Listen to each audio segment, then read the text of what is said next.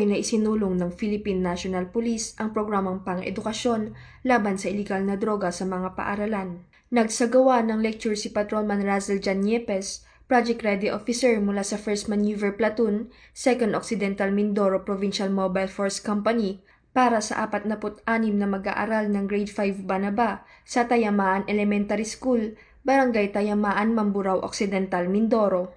Tinalakay sa nasabing lecture ang Lesson 2, pagsunod sa batas at pagsasaalang-alang sa mga bunga ng desisyon na nakatuon sa pagpapalakas ng kakayahan ng mga kabataan upang tumanggi sa pamimilit at tukso na gumamit ng ipinagbabawal na gamot sa pamamagitan ng matatag na pagsasabi ng no o hindi. Layunin ng aktibidad na bigyang kaalaman ang mga kabataan hingil sa iba't ibang uri ng pressure, matukoy ang mga pinagmumulan nito at maipamalas ang mga natutunang aral sa kanilang pang-araw-araw na pamumuhay.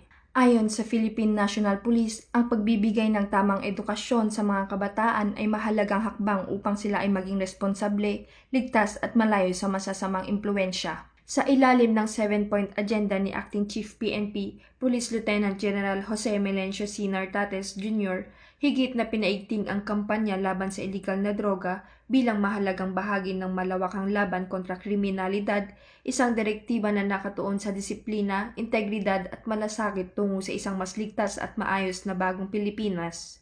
Pinagtitibay ng Philippine National Police ang mga ganitong programa ay mahalagang bahagi ng kanilang advokasya upang maisulong ang isang mas ligtas, maayos at matatag na lipunan. Mula dito sa Calapan City, Oriental, Mindoro, ako po ang inyong Police News Network Correspondent, Patrolwoman Abigail B. Dato, alagad ng batas, tagataguyod ng Balitang Pulis.